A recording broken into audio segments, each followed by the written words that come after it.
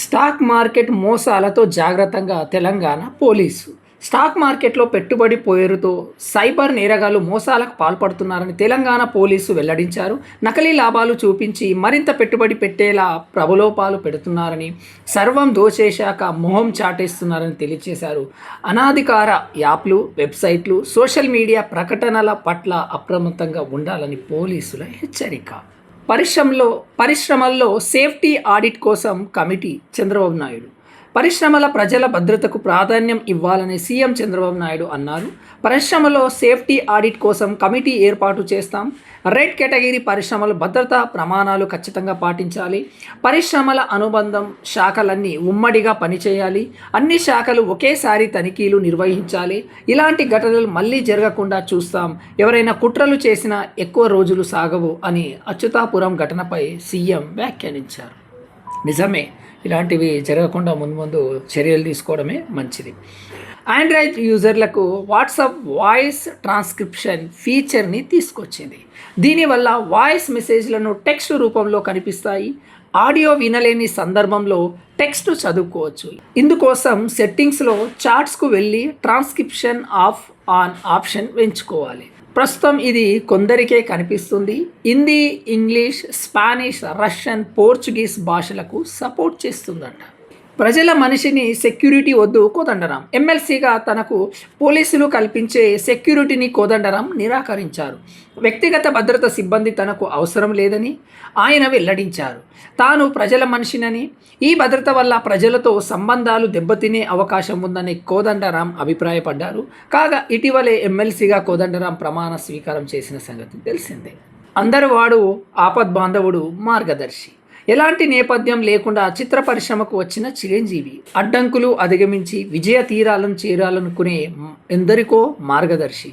వెండి తెరపై తిరుగులేని పాత్రలో నటించిన ఆయన తెర వెనుక ఎన్నో సేవా కార్యక్రమాలు చేపట్టారు. తన సినిమాలో సమాజానికి పనికొచ్చే మెసేజ్లు ఇచ్చిన చిరు అభిమానులతో కలిసి బ్లడ్ ఐ బ్యాంక్ ద్వారా లక్షల మందికి ఆపద్బాంధవుడు అయ్యాడు. సమాజానికి తన వంతు సాయం చేస్తూ అందరి వాడు అనిపించుకుంటున్నారు చిరంజీవి గారు. ఈరోజు స్పెషల్ బర్త్డే సందర్భంగా ఈ వీడియో. అప్పుడు కేసీఆర్, ఇప్పుడు రేవంత్ రెడ్డి.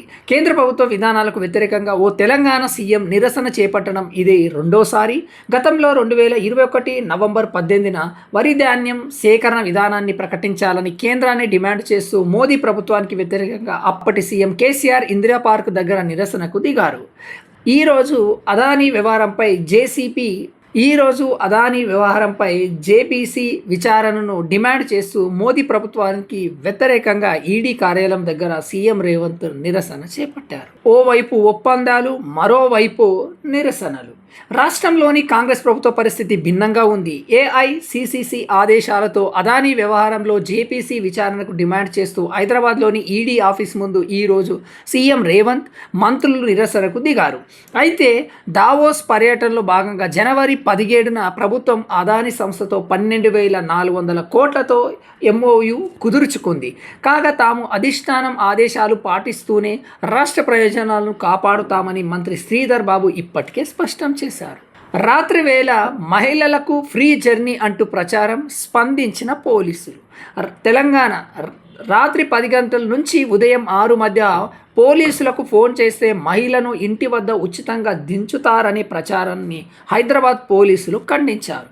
మహిళలు 1091 లేదా 783701855 నంబర్కు ఫోన్ చేస్తే స్థానిక పోలీసులు వాహనం వచ్చి తీసుకెళ్తుంది అని కొందరు వాట్సాప్లో ప్రచారం చేస్తున్నారు. ఈ మెసేజ్తో తప్పుదోవ పట్టిస్తున్నారని, ఉచిత రవాణా సౌకర్యం పేరిట తప్పుడు ప్రచారం జరుగుతుందని పోలీసులు స్పష్టం చేశారు. అంటే ఏదైతే 1091 ఏవైతే నైట్లో మహిళలు ఉచితంగా ప్రయాణం అనేది ఏదైతుందో అది లేదు. సో అలాంటిది నమ్మకండి. జీవితాన్ని మార్చే cinema Chiranjeevi. Dasara director. Megastar చిరంజీవికి యంగ్ డైరెక్టర్ శ్రీకాంత్ ఓదేలా, దసరా ప్రశాంత్ వర్మ, హనుమాన్ జన్మదిన శుభాకాంక్షలు తెలియజేశారు. జీవితకాలం ఆడే సినిమా చిరంజీవి, జీవితాన్ని మార్చే సినిమా చిరంజీవి, నా వరకు సినిమా అంటే చిరంజీవి, హీరో అంటే చిరంజీవి అని శ్రీకాంత్ ట్వీట్ చేశారు. ఇండస్ట్రీపై చెరగని ముద్ర వేసిన మెగాస్టార్ తరాలకు స్ఫూర్తిగా నిలిచారని ప్రశాంత్ వర్మ రాసుకొచ్చారు. రాష్ట్రాన్ని బాగు చేయడం వారిద్దరికీ చేత కాదు. బీజేపీ రాష్ట్రాన్ని బాగు చేయడం సీఎం రేవంత్, బీఆర్ఎస్ చీఫ్ కేసీఆర్కు చేత కాలేదని తెలంగాణ బీజేపీ విమర్శించింది. బూతులు తిట్టుకోవడంలో మాత్రం ఒకరికొకరు పోటీ పడుతున్నారని ట్వీట్ చేసింది. తెలంగాణ సమాజం ఇలాంటి దిగజారును నేతలను సహించదని పేర్కొంది. ఇది వీళ్ళ వ్యక్తిగతం, ఇదే వీళ్ళ వ్యక్తిత్వం అంటూ ఇరువురు నేతల మాటలను ఓ వీడియోకు జత చేసి పోస్ట్ చేసింది. నిజంగానే ఏదైనా మంచి చేయాలంటే తిట్టుకోవడం, కొట్టుకోవడం మానేసి ఏదైతే పనికొచ్చే విషయాలు తెలంగాణ స్టేట్లో దాని గురించి ఆలోచించడం పక్కన పెట్టి మరి వీళ్ళిద్దరూ తిట్టుకోవడం ఎంతవరకు సమంజసం అనేది మనం చూడొచ్చు. సినిమాకి సంబంధించిన ఒక మంచి న్యూస్ ఈరోజు అర్ధరాత్రి